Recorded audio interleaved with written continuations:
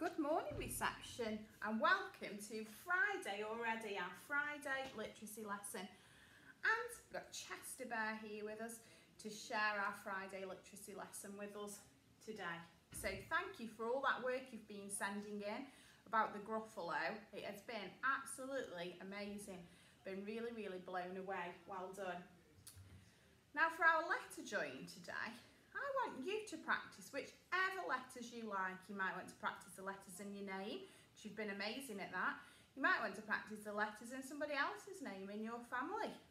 You might want to spell Chester's name. What does Chester begin with?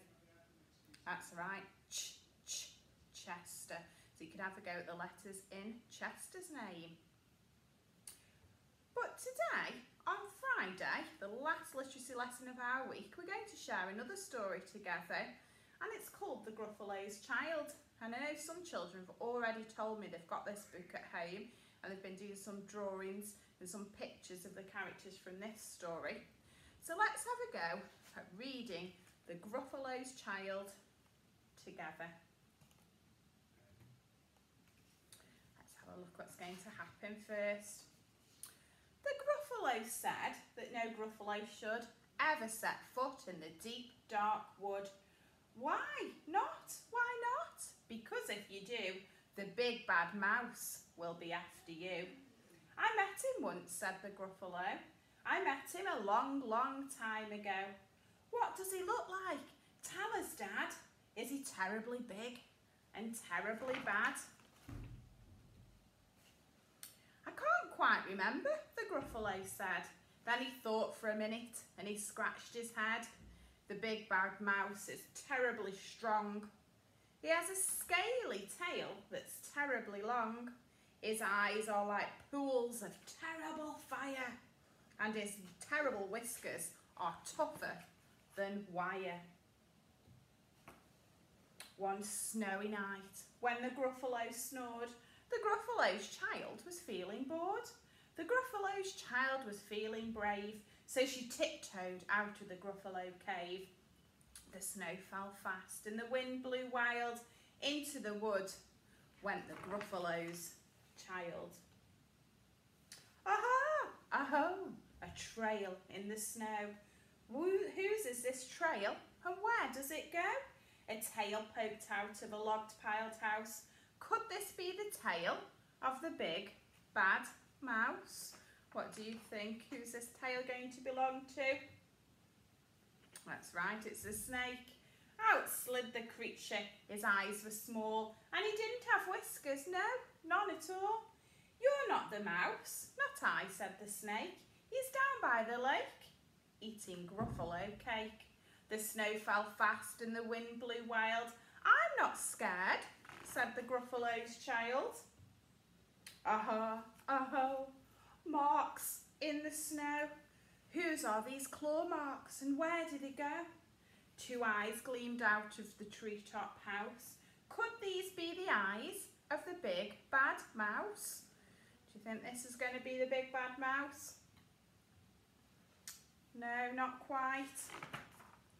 Down flew the creature, his tail was short, and he didn't have whiskers, not of any sort. You're not the mouse, twit-to-woo, not I, but he's somewhere nearby and he's eating Gruffalo pie. The snow fell fast and the wind blew wild. I'm not scared, said the Gruffalo's child. Aha, aho, a track in the snow. Whose is this track and where does it go? Whiskers at last and an underground house. Could this be the home of the big bad mouse? Let's check, let's have a look. Out slung the creature. His eyes weren't fiery, his tail wasn't scaly and his whiskers weren't wiry. You're not the mouse. Oh no, not me. He's under a tree and he's drinking Gruffalo tea. It's all a trick, said the Gruffalo's child as he sat on a stump where the snow lay piled. I don't believe in the big bad mouse. But here comes a little one out of his house. Not big, not bad, but a mouse at least.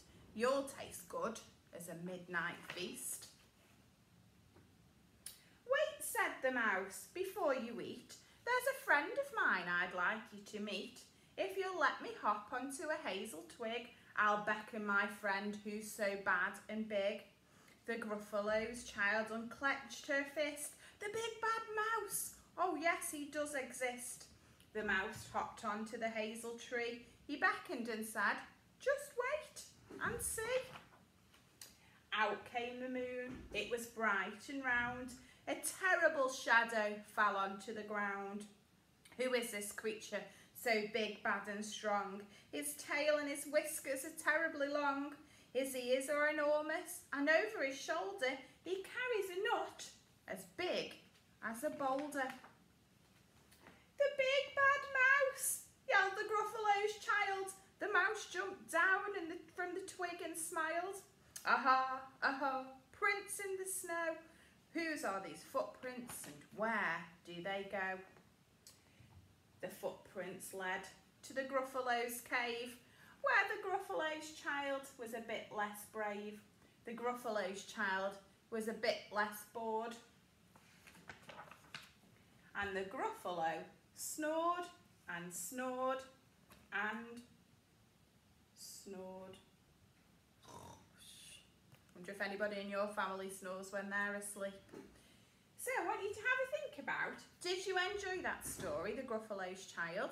Which one do you like the best? Do you like the Gruffalo that we've been learning about this week? Or do you like the story, the Gruffalo's child? Did you enjoy the story as the first question? And now, the question at the bottom that I want you to answer is, why did the mouse look really big in this picture? How did this tiny mouse make himself look really, really big and be able to scare the Gruffalo's child? So have a think about what you think. You could ask your grown-ups to help you how they think this tiny mouse made himself look really, really, really big, and let me know if you can find out the answer. You might want to have a look on your computer if your grown-ups let you have a look on Google, so if you can find out why the mouse looked so big. And then, because it's Friday, I'd like you to spend some time today do some reading. Snuggle up with your favourite teddy bear, get out a blanket, have a see if you can read with one of your grown-ups. You could read your school book or one of your favourite books, and have a lovely day of reading. And I'll see you next week.